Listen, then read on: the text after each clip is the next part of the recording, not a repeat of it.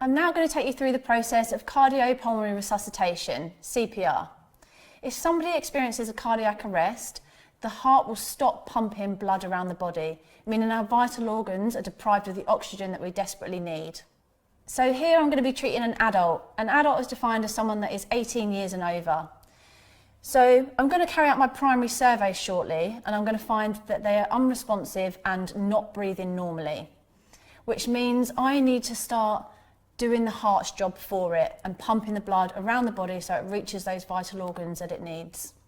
So the process of CPR consists of 30 compressions where we are pumping on the chest and 2 rescue breaths in order to keep the lungs oxygenated so that the blood that we're pumping around the body has oxygen in it also.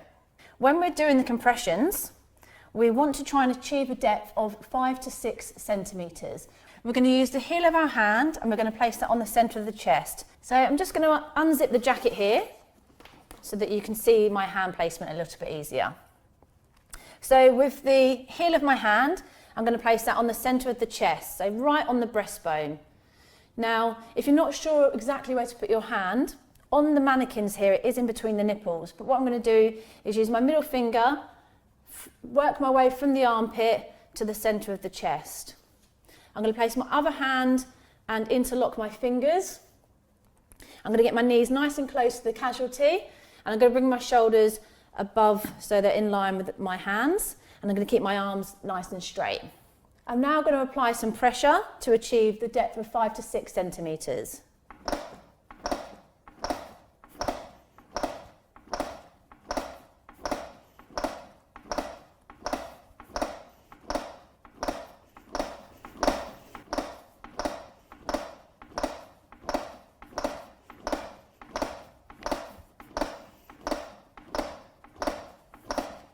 Okay, so that's my 30 compressions, and as you could hear, there was a clicker that was telling me that I was achieving the right depth.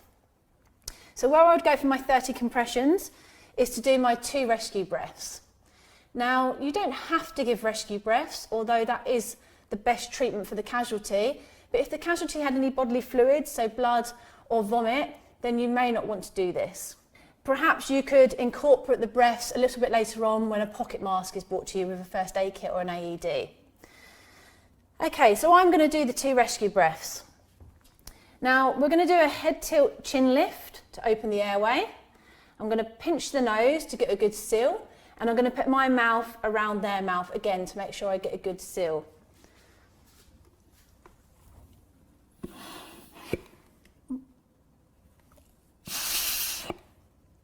So as you could see, I did 1 breath, I turned to the side, took a breath myself, allowed the chest to go down, and then immediately put another breath in. We don't want to spend too long here. And if for any reason I thought that perhaps my breath wasn't successful, I just need to make sure that I've got a good seal on the nose, around the mouth, and that I've got a good head tilt chin lift on the casualty. If it still doesn't work, I don't keep trying to achieve those 2 breaths. I go back to the compressions, and then we'll attempt it again another time. So I'm going to go back to my 30 compressions.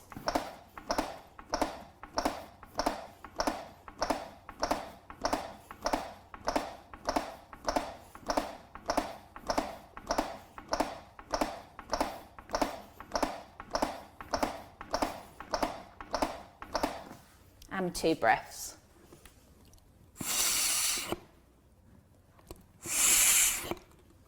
The speed of the compressions, we're aiming to achieve 100 to 120 compressions per minute, which is about 2 per second. I'm now going to show you all of that from the beginning, from the start of your primary survey. Okay, so I'm going to check for danger. Everything seems okay for me to approach. I'm going to check for response.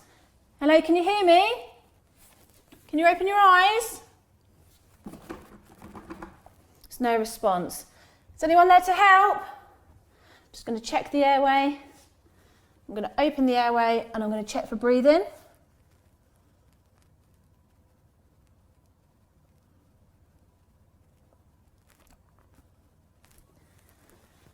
My help has now arrived. I need an ambulance and a defib. I've got an adult casualty that is not breathing. Come back as soon as you can. I'm going to start CPR.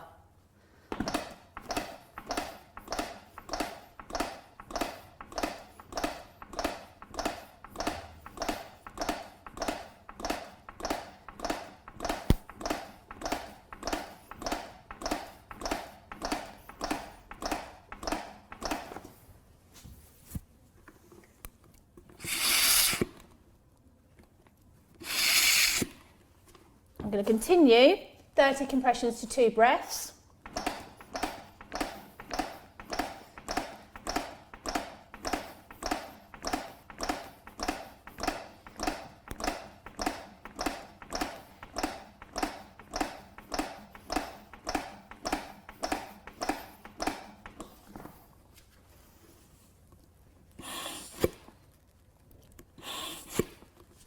Okay, so I would still continue to do 30 compressions to 2 breaths.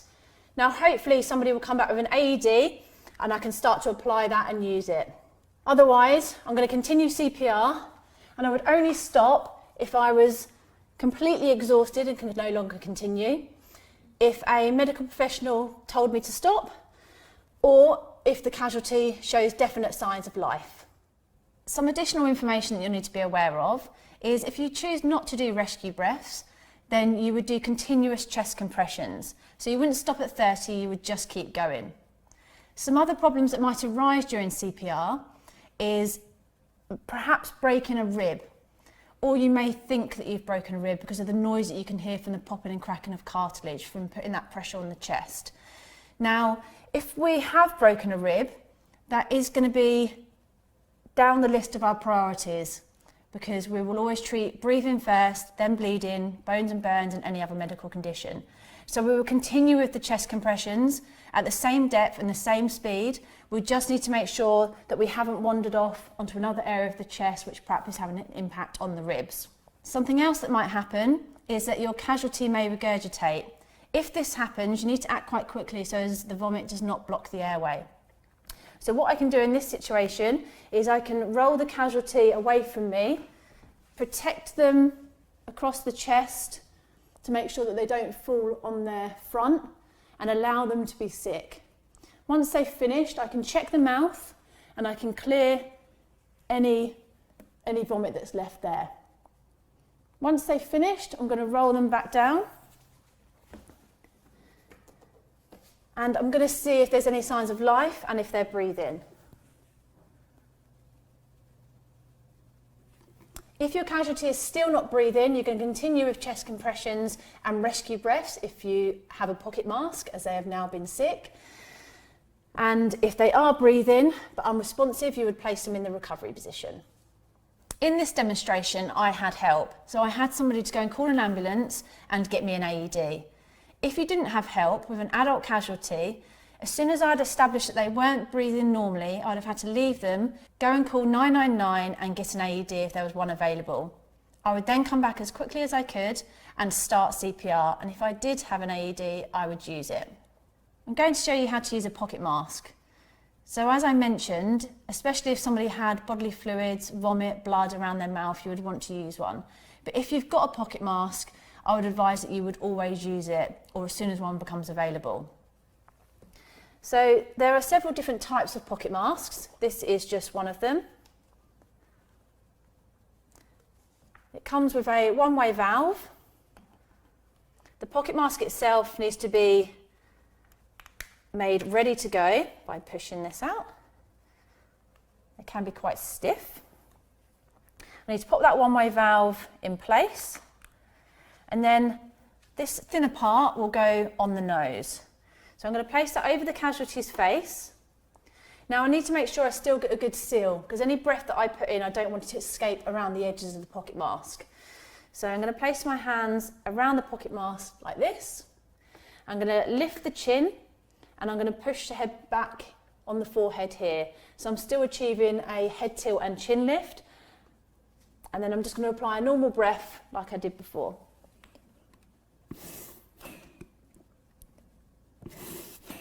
So 2 breaths, and then back to your chest compressions.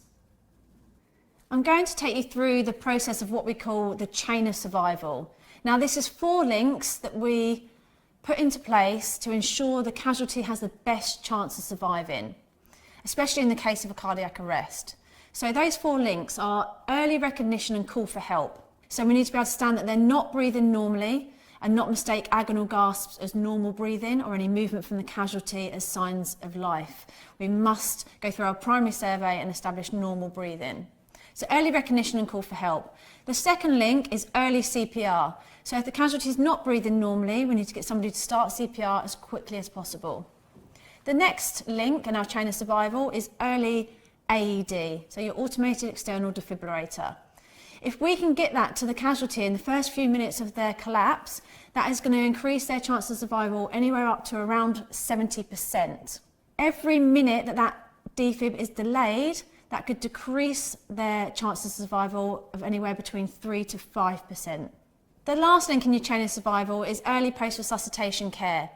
This is getting them to hospital as quickly as possible to get the advanced medical care that they require. Okay, so your chain of survival: early recognition and call for help, early CPR, early defib and early post-resuscitation care.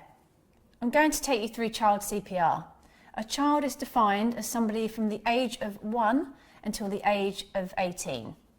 You're going to start by checking that there's no danger. If there is any danger, then you may need to eliminate this first, get some help, or perhaps it's too dangerous for you to approach. So you would just have to call emergency services. In this case, it is safe for me to approach, so I'm now going to check for response. Hello, can you hear me? Can you open your eyes? There's no response, so I'm going to shout for some help. Can I have some help? I'm going to check the airway by opening the mouth. If there is anything in the mouth, I'm going to turn the casualty away from me and make sure that is removed. So it might be vomit that's sitting in the mouth. I'm going to bring them back down, and I'm now going to open the airway using head tilt chin lift, but I'm going to make sure I don't tilt the head all the way back on a child because this will block the airway. So about half of its capability. I'm now going to check for breathing.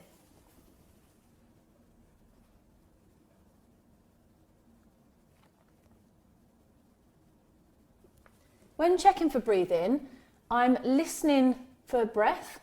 I'm feeling for the breath on my cheek, which is why I get nice and close to the casualty, and I'm looking for the natural rise and fall of the chest. As I've now established that the casualty is not breathing normally, if I have help at this point, I'm going to ask them to go and call for an ambulance, get me an AED, and tell them that I've got a child that is not breathing normally and I'm going to start CPR.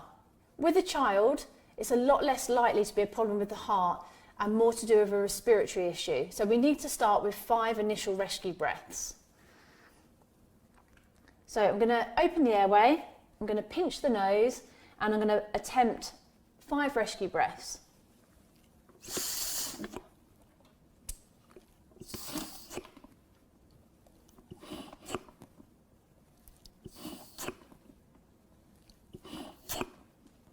Okay, so those 5 were successful. If I felt that they hadn't been successful, I wouldn't keep trying until I'd achieved 5 successful rescue breaths. There may be a blockage or some other reason why I can't get those breaths in, and I need to start compressions. Compressions on a child, I want the heel of my hand in the centre of the chest, right on the breastbone. I'm going to use one hand for this child because it's quite small. If you've got an older child reaching towards 18, you may have to introduce a second hand if you can't achieve the depth. The depth that you're trying to achieve on a child casualty is around 4 to 5 centimetres. You're going to get your knees nice and close to your casualty. You're going to bring your shoulders in line with your hand and keep your arm nice and straight.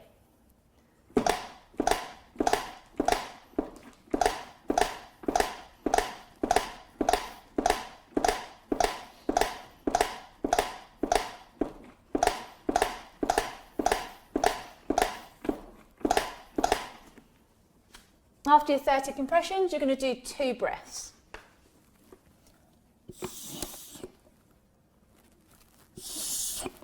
And then back to your 30 compressions. You will continue those cycles of 30 compressions to 2 rescue breaths until either a medical professional tells you to stop, the casualty shows definite signs of life, or you are completely exhausted.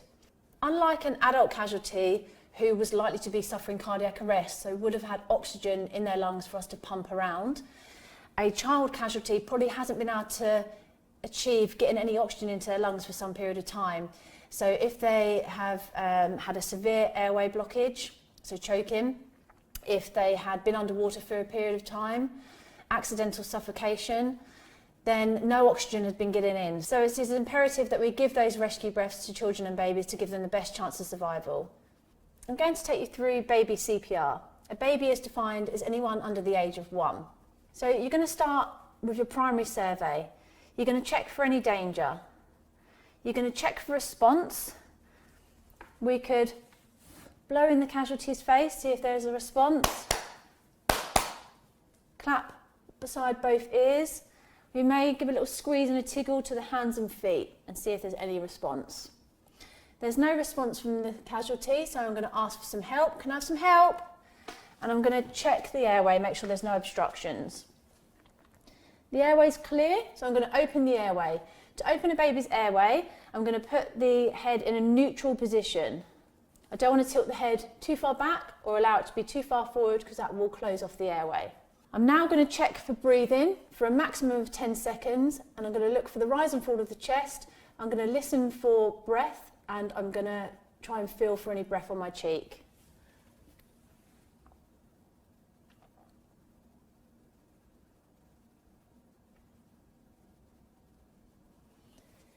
Okay, my casualty is not breathing. Can I have an ambulance and a defib and come back as quickly as you can? I'm going to start CPR. With a baby, you're going to start with 5 initial rescue breaths. Because the problem is more likely to be a respiratory one, they probably haven't been able to get any oxygen in their lungs for a period of time, so we need to give them some. So we're going to give them 5 rescue breaths, and we're going to cover the mouth and the nose because the features are very small. A little puff of air.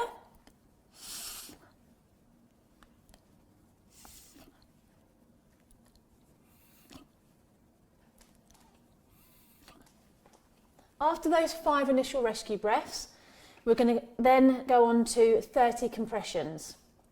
When you're doing the compressions for a baby, you're just going to use 2 fingers in the centre of the chest and support the baby's head. We're trying to achieve a depth of about 3 to 4 centimetres.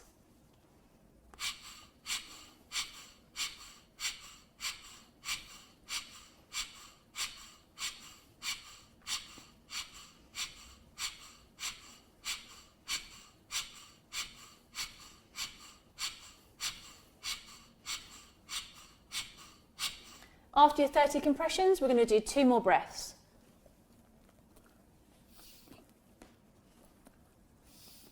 And then 30 compressions.